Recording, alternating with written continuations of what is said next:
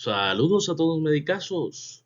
Te encuentras en urgencias y te llega un infante de 7 meses con un cuadro rápido de rinorrea con fiebre asociado a disnea, taquipnea y tirajes, además de sibilancia. Pues probablemente te puedes encontrar ante una bronquiolitis. Veamos su tratamiento según AYEPI y qué realizamos en urgencia. Así que comencemos. Primero definamos qué es la bronquiolitis. Hay diferentes consensos que dan su definición, pero lo que todos están de acuerdo es que se define como la enfermedad aguda e inflamatoria del tracto respiratorio superior e inferior con obstrucción de las vías aéreas pequeñas, autolimitado, y es el primer episodio de broncoobstrucción en menor de 2 años. El virus sincicial respiratorio representa un 75% de los casos de esta patología, seguido de la parainfluencia de un 10 al 30%, adenovirus de un 5 al 10%, influenza y micoplasma, que este se presenta más que todo en niños mayores. Importante saber que en los países que tienen y cursan con estaciones, en noviembre es el pico o en invierno donde más se va a presentar, y sobre todo es el virus sincicial respiratorio y suele presentarse en el ambiente o variado con influenza. El mecanismo fisiopatológico es súper fácil de entender. Iniciamos con la infección que se da con el inicio del agente infeccioso a las vías respiratorias. Vamos a encontrar un daño directo sobre la mucosa que conlleva a una necrosis del epitelio, una muerte de las células epiteliales. Los cilios, estos cilios se van a encargar, tienen una función con su movimiento de desplazar la mucosa, y como no hay un desplazamiento de este, se genera cúmulo excesivo de moco. Vamos a encontrar un infiltrado de células linfocitarias y neutrófilos. Vamos a encontrar edema en la capa submucosa debido al mismo cúmulo excesivo de moco. Consigo, como hay mucho moco que se encuentra en las vías respiratorias, va a haber una estrechez de la luz de estas vías respiratorias, los mismos bronquiolos. Esta estrechez puede generarse o formarse de dos formas. De una forma parcial, que conlleva una sobredistensión de la caja torácica, o una forma total, generando una atelectasia. Consigo hay una disminución de ventilación en la zona afectada. Vamos a encontrar que al final de todo esto va a haber una relación ventilación-perfusión alterada, denominado un trastorno en la relación ventilación-perfusión. El cuadro clínico o la evolución de esta patología inicia del día 1 a 3 con la incubación del agente infeccioso. Vamos a encontrar que principalmente hay rinorrea, irritabilidad, el infante, el bebito en los brazos de la mamita no va a quedarse quieto, siempre va a estar molesto, anorexia porque no suele comer, fiebre y tos. La fiebre no suele sobrepasar de 38,5 grados Celsius.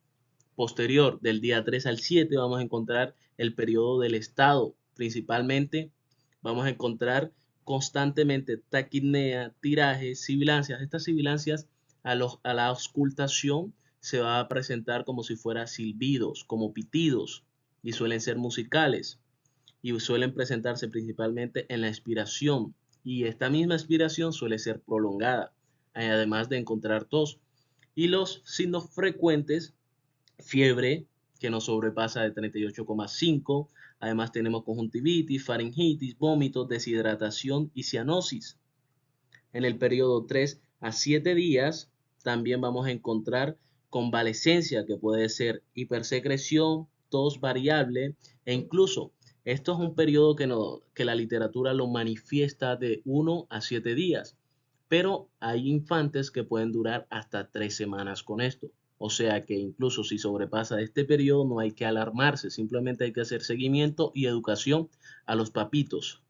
Se desaconseja en esta patología el uso de exámenes, y esto suele ser objeto de pregunta porque la patología es eminentemente clínico, su diagnóstico.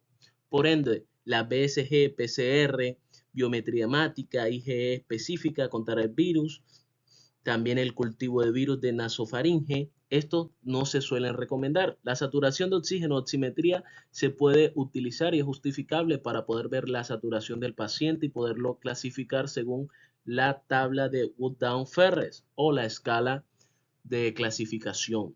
Pero de resto no se suele mandar, porque si lo mandas pueden ser objeto de pregunta o de regaño en urgencias porque esta patología se diagnostica eminentemente por medio de la historia clínica y los exámenes físicos. ¿Y cómo nos podemos guiar? Porque el infante es el primer cuadro de broncostrucción en menos de 2 años. Posterior a este, tú te tienes que guiar, digamos, puede ser que sea un asma, puede ser que sea una infección respiratoria, una neumonía, pero de lo contrario, tú tienes que tener principalmente y pensar en broncolitis.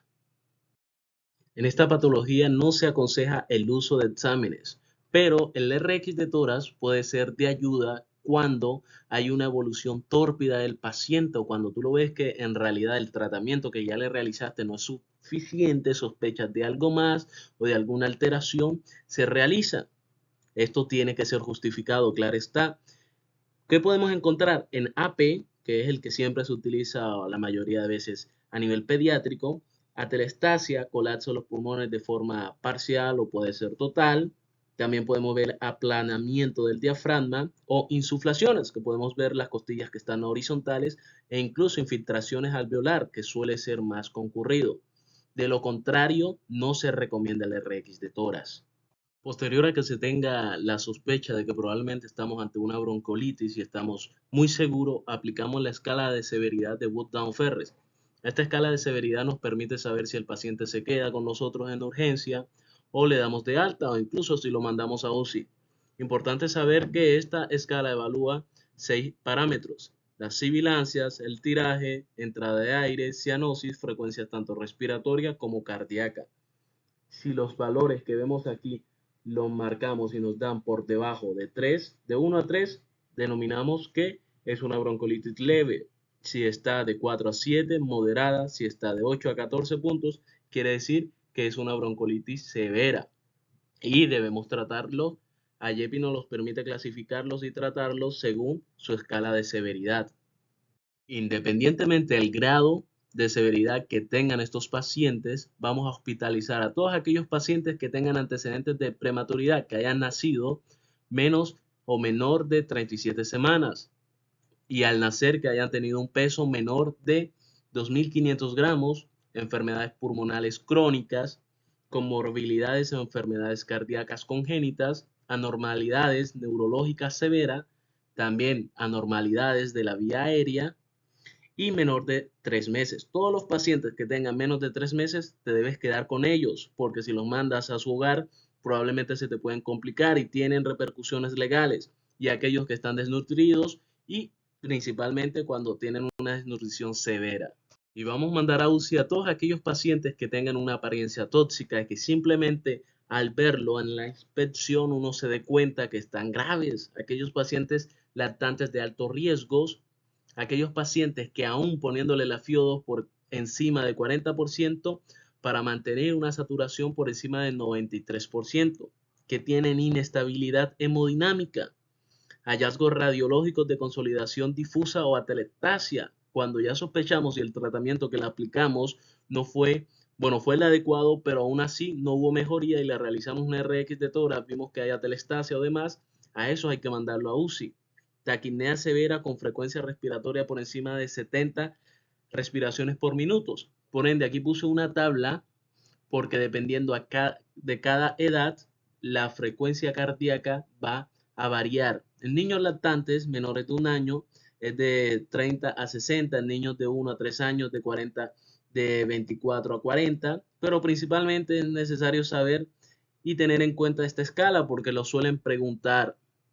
También tenemos imposibilidad de alimentar por vía oral, aquellos que incluso la mamita no le puede dar la tetita porque no la toleran o incluso cuando hacemos tolerancia vía oral no corresponden a esto. Hay que mandarlo a UCI, se te puede complicar. El manejo de la broncolitis suele ser objeto de muchas controversias, pero hay cosas que no se discuten, como la administración de oxígeno, aquellos pacientes que no llegan insaturados para poder mantener los objetos de saturación de 94 a 98, se le administra oxígeno y si no toleran la vía oral, denle fluidoterapia. Los demás se discuten como la adrenalina, los corticoides, los beta-2 agonistas y en nuestro medio el suelo salino hipertónico ha demostrado que disminuye la estancia hospitalaria y la pulsimetría continua.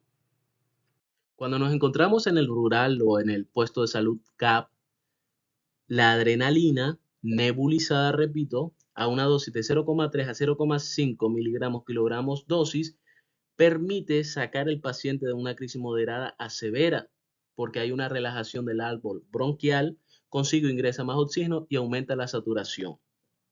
La solución salina hipertónica del 3% disminuye el edema de la submucosa, estimula el movimiento mucociliar, hay liberación, se mueve más el moco para poderlo sacar de los pulmoncitos de nuestros bebecitos. ¿Y cómo se prepara esto? Una solución de 1 cc de natrol más 3 cc de agua destilada. La prevención principalmente es explicarle a los papitos y a las mamitas que deben estar ligados más a la lactancia materna exclusiva en estos infantes, lavado de manos frecuentes, evitar exposición a humos y palimizumab, que es un anticuerpo monoclonal que se utiliza incluso en los estados más complicados. Basándonos en AYEPI, debemos abordar el paciente. Primero, interrogar los signos de alarma, si hay fiebre, si hay congestión nasal, todo el cuestionamiento que ya habíamos mencionado al principio y tener ojo clínico. Posterior, hay que verificar los signos de alarma generales, los hallazgos en el examen físico. Al nosotros revisar el paciente, debemos ver si hay sibilancia, si hay cianosis, por medio de la misma auscultación y por medio de la misma inspección. Posterior, hay que clasificarlo según la escala de severidad de Wood-Down-Ferres.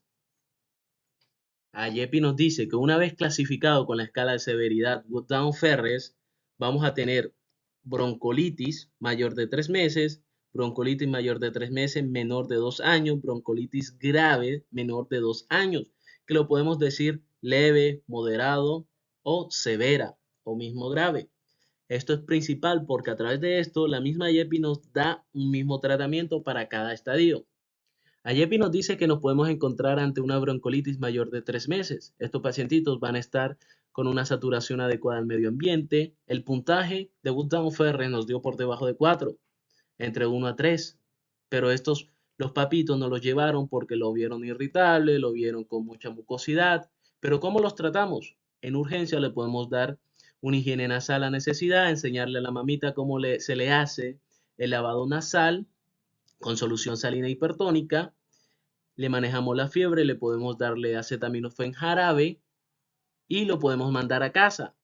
No se recomienda para clínicos complementarios, no se requiere antibióticos ni demás, no se recomienda el uso de esteroides sistémicos ni cualquier otro tipo de medicamentos, no se recomienda el uso de tratamientos sintomáticos como antihistamínicos y los mencionados. Le explicamos a la mamita que le tiene que hacer higiene nasal, manejarle la fiebre y de 2 a 3 días hacemos el control. Nos podemos encontrar ante una broncolitis mayor de 3 meses, menor de 2 años. Estos pacientitos tienen una saturación de oxígeno baja al aire ambiente según la altura y nuestra escala de Wood-Down-Ferres nos va a dar un valor entre 5 a 8. ¿Cómo vamos a abordar estos pacientitos? Se debe hospitalizar, se les tiene que dar oxígeno según la saturación y si el paciente tolera la vida oral, hay que darle y aumentar la ingesta de líquidos y de leche materna. Higiene nasal a necesidad cada 8 horas, manejo de la fiebre, no se requiere para clínicos complementarios, no se requiere inicio de antibióticos ni de adrenalina nebulizada. Si el niño es mayor de 6 meses y tiene antecedentes personal de atopia del asma, en primer grado de consanguinidad, quiere decir que su papito o su mamita sufre de asma, lo podemos tratar como si fuera asmático. Le podemos dar salbutamol, o sea, beta 2 antagonista inhalado. Le podemos dar salbutamol cada 20 minutos de 3 a 4 pus y lo revaloramos posterior a esto y seguro que puede salir de esa crisis. Medicazos. Por último tenemos una broncolitis grave menor de 2 años. Estos pacientitos van a presentar una escala Wood-Down-Ferres por encima de 9, signos de alarma generales. Lo vamos a encontrar deshidratado, apnea en la enfermedad actual, saturación de oxígeno baja, el ambiente de acuerdo con la altura, y lo vamos a abordar como si fuera una enfermedad grave. Y se tiene que remitir si no se tiene los medios para tratarlo, porque probablemente se te va a complicar, por ende está la escala de severidad. No lo remitas nomás, trátalo porque en el camino se te puede complicar. Con oxígeno para mantener la saturación de O2 de acuerdo a lo deseado. Si el paciente tolera la vía oral, aumenta la ingesta de líquido y de leche materna. Y si hay intolerancia a esta, inicia líquidos endovenosos. Se realiza un manejo individualizado del menor de un mes de acuerdo con las condiciones clínicas. Y AIEPI nos dice que se puede realizar una prueba terapéutica con broncodilatadores beta-2 adrenérgicos de acción corta, inhalados, no nebulizados, con espaciador, en una dosis de 200 microgramos cada 10 minutos durante 60 minutos. Si hay una mejoría de estos, lo que AIEPI dice es que se puede utilizar, agregar a este mismo tratamiento esteroides, prednisolona de 1 gramo kilogramos día por 3 a 5 días. Y importante, si no tienes estos medios y tienes adrenalina, puedes aplicar adrenalina que te lo puedes sacar probablemente de esta crisis, el tratamiento que habíamos dicho que utilizamos en urgencia. Pero AIEPI lo recomienda de esta forma, que es una forma adecuada según el tratamiento. Eso sería todo por hoy, medicazos. Este sería el primer video de los 10 videos de urgencias más frecuentes en pediatría. Y saludos a todos. Chao, chao.